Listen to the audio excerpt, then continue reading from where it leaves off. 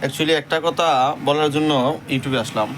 তো দেখেন আমার সামনে দেখতে পাচ্ছেন এখানে প্রসাদ, এই যে প্রসাদ, এই যেটা হচ্ছে মিষ্টি, তারপরে ফল ফ্রুট, আরও অনেকগুলো শসা টসা ধরে কলা বা খিচুড়ি প্রসাদও আছে, বোনা খিচুড়ি।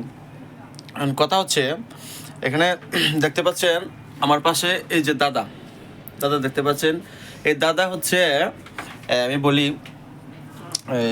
উনি হচ্ছে এই উনি গেছিল অষ্টগ্রাম প্রোগ্রামে।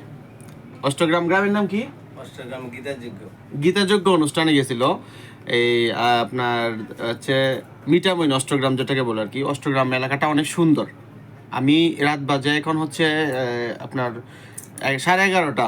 আমি এখনো বসে রয়েছি, ওনার জন্য অপেক্ষা করতেছি যে দাদা কল দিতেছি একটু পরে পরে যে আপনি কখন আসবেন দাদা, আমি তো বাসায় চলে যাব।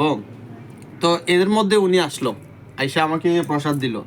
তো একটা জিনিস চিন্তা করেন যে আসলে কয়জনের ভাগ্যে হচ্ছে এরকমটা হয় যে ভগবানের প্রসাদ, গীতাযোগ্য অনুষ্ঠানের প্রসাদ পাওয়া, এটাতে কত বড় একটা ভাগ্যের বিষয়। সেটা হচ্ছে যারা বুঝে তারা বুঝতে পারবে, বুঝছেন?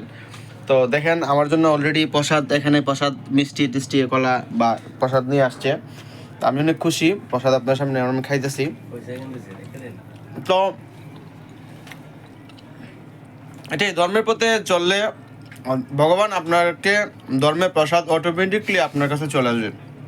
এটা সত্যি, বিশ্বাস করতে হবে এগুলা, বুঝছেন? ধর্মের পথে চলতে হয়, বুঝছেন? ধরেন আপনি আপনি ধর্মের পথে চললেন না, ধরেন আমি আপনাকে বলি আপনি ধর্মের পথে এখন চললেন না, মানে আপনি আপনার মন গত অনুযায়ী চললেন, যা মন চা তাই করতেছেন। একটা জিনিস ভাবুন তো যে অ্যাকচুয়ালি আপনি এখন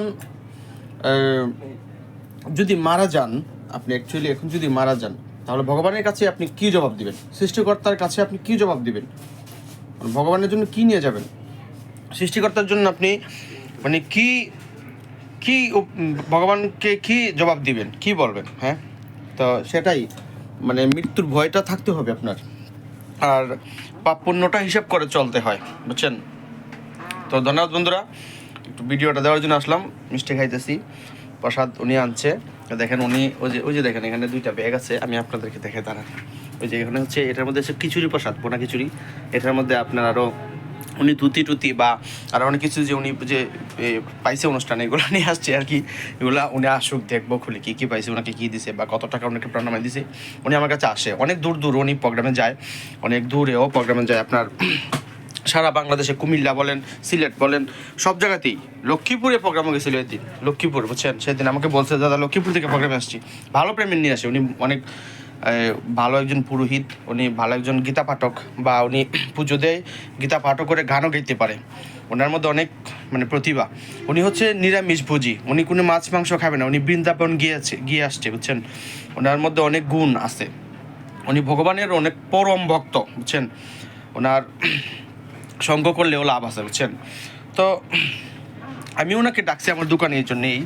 সেদিন যে আমি মন্দিরে পুজো হয়েছিল, মন্দিরে ওই যে এখানে হচ্ছে একটা কাপড়, ধুতি, গামছা, তারপর একটা নারকেল, ঘটের জন্য নারকেল রাখছিলাম, এগুলা ওনার জন্য রাখছি আর কি। মন্দির থেকে সকালবেলা আসার সময় দোকানে নিয়ে আসছি। এগুলো পুরোহিত পাইতে হয়, পুরোহিতকে দিতে হয় এগুলা, বুঝছেন? তো এই জন্যে আর কি। তো ভালো থাকুন বন্ধুরা, অনেক রাত হয়ে গেছে, টাটা, বাই বাই।